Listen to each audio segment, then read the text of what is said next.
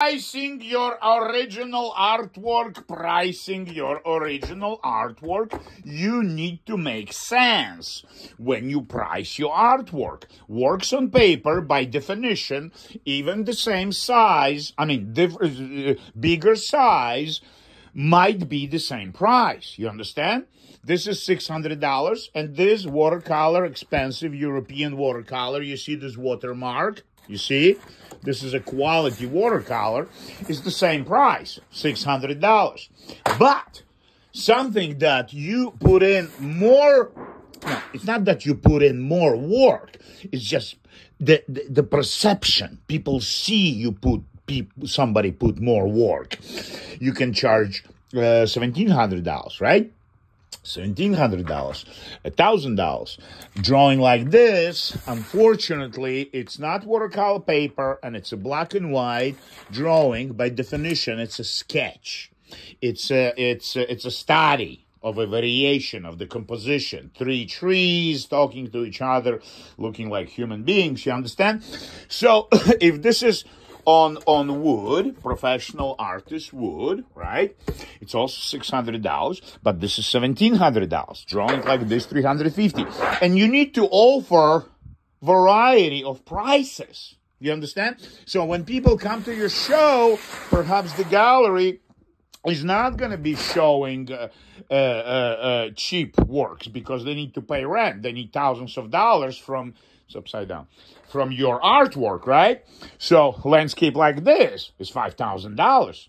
It was never stretched. So when somebody says, 5, it's too much, it's not stretched, how about 4? You say, 45. The guy says 43. Okay, 43.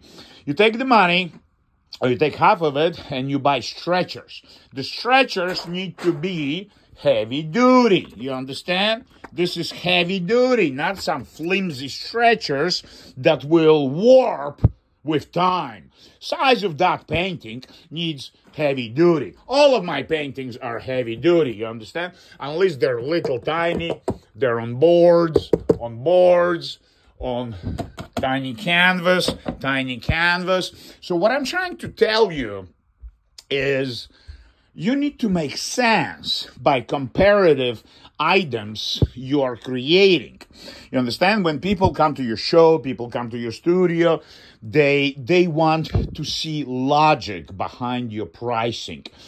It's relevant whether you had museum shows, whether you had many gallery shows. It's not relevant. Whether your artwork got sold in an auction house, European auction house, even cheap. Well, mine wasn't cheap. Mine got sold for a lot of money. That has relevance on the prices you're asking. If you had a museum show last year, and this year a new gallery comes to you and says, how much are your paintings? You say $10,000. They say, how come last year they were $7,000? Well, now I had a museum show. I made a mark in history, in art history, you understand? So this is the logic behind it, you understand? Nothing is free. You charge for every line, every brushstroke, you understand? This is your work. It's like a writer who wrote a book. He needs to get paid for every word he wrote. And corporations are taking advantage of creative people. They're using our content on social media to charge advertisers a lot of money, and we artists get shit. And this is unfair, and one day we're going to straighten it out. We're going to settle the rules, like in Canada, that artist gets commission even if the painting got sold in the auction from third art collector. 20 years ago, artist sold this painting to an art collector. They resold it 3 times. It ended up in an auction house, sold for $1 million. Artist gets commission, but only in Canada. In the United States, the system is corrupt. You understand? Art market is corrupt more than stock market, by the way.